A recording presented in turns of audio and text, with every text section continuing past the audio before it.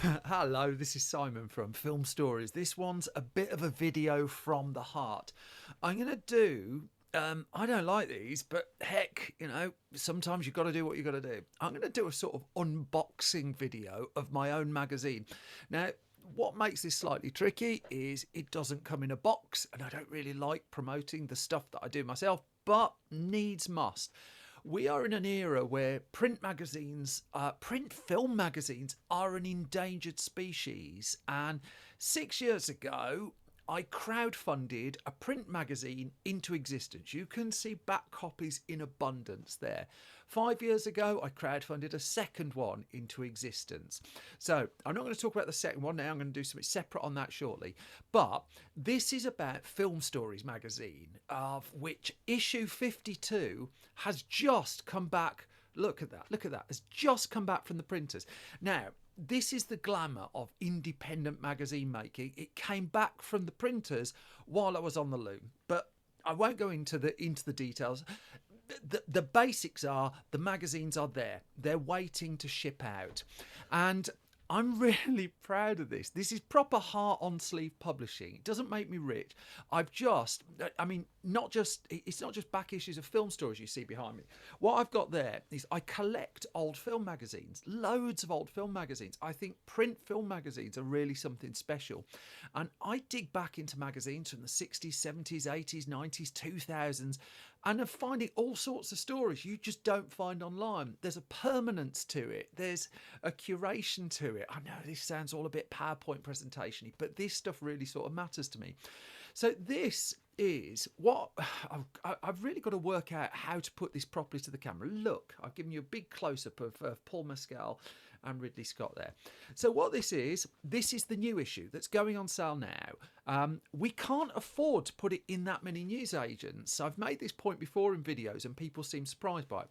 So to get a magazine into a newsagent here in the UK, you have to pay the newsagent to take the magazine in the first instance. They can still reject you, but you pay for what's known as a listing on their shelves.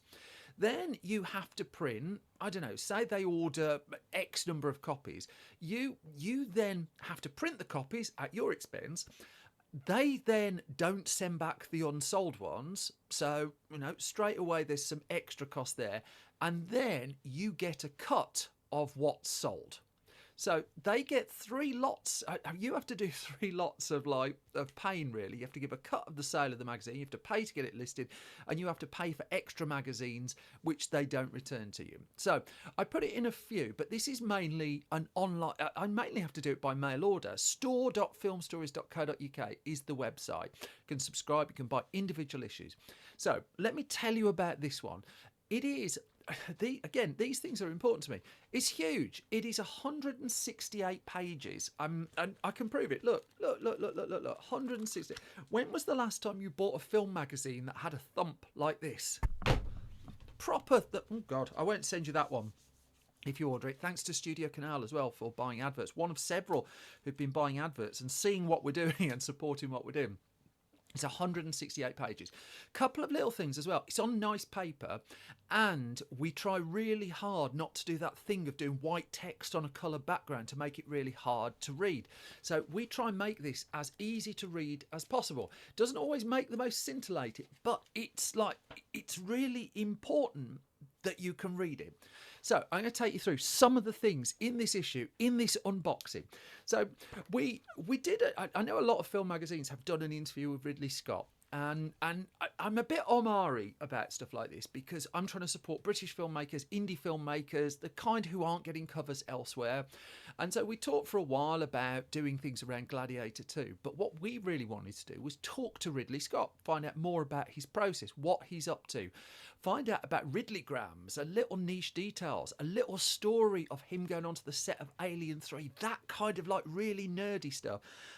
So Ryan interviewed Ridley Scott and found loads of this stuff out. So it's not a straight down the line making of Gladiator 2. There are other magazines that have done that really well. I will name check them. Empire did it. The Much Missed Total Film.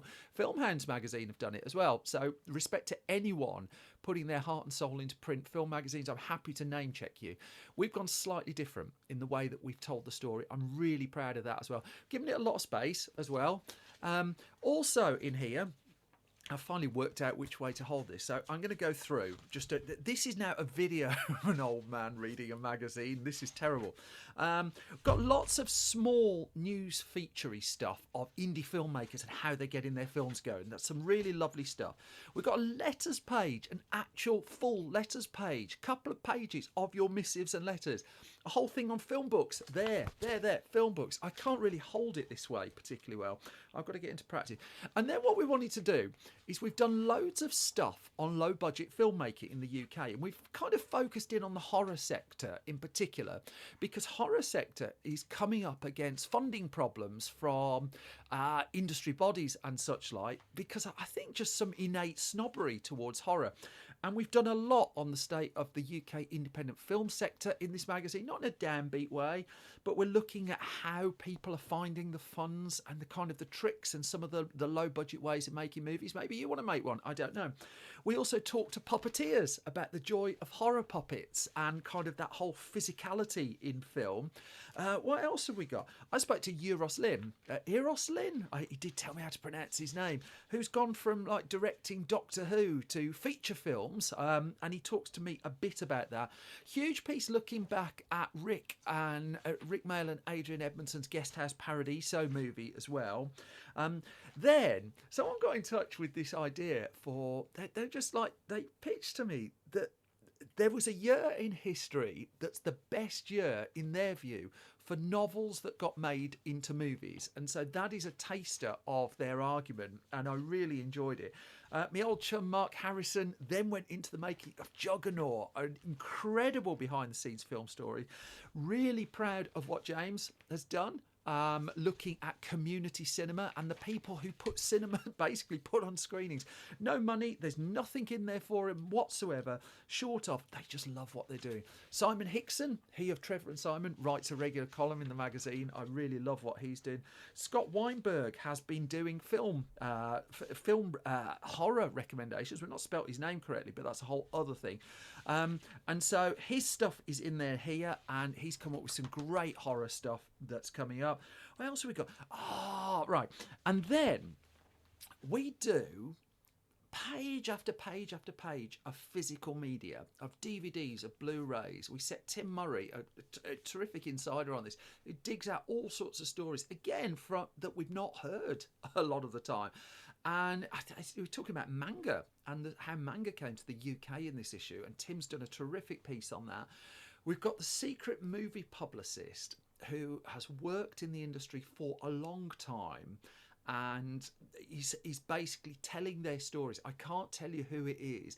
I can tell you a litigious American wrestler of the 80s and 90s doesn't come out of this particularly well, but hopefully not in a way that will lead to them consulting their lawyers.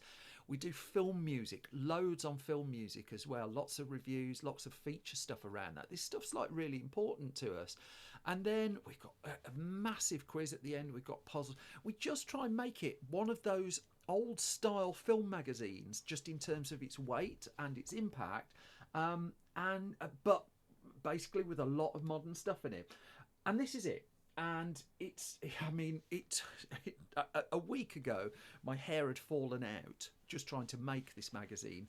And it's here. And it's really, I just think it's really something. I'm not often proud of the stuff that I put out. I think this, and there's a team here. I've got Maria, John, Ryan and James who've just really helped pull this uphill, and I can't thank them enough. There's a lot going on in the background in my own personal life that makes this really difficult to make magazines at the moment, and somehow they keep coming. If you can support it, if you can spread the word. I know this is like the most boring unboxing video on the internet, but still this is heart on sleeve kind of stuff. It's much appreciated. store.filmstories.co.uk. And the beauty of independent publishing is every sale actually matters. Every sale makes an impact. I don't hide behind paywalls. I don't restrict stuff or anything like that. It's there. And if you want to write for it, that's the other thing we try and do. It's making sure that there's an opportunity for new incoming writers. My email address, if you want to pitch, is pitches@filmstories.co.uk. But This is on sale now. It's just back from the printers, and God, it smells nice as well. Thanks for anyone who supports it and spreads the word. It's stuff like that that's absolute gold dust. Thanks, everyone.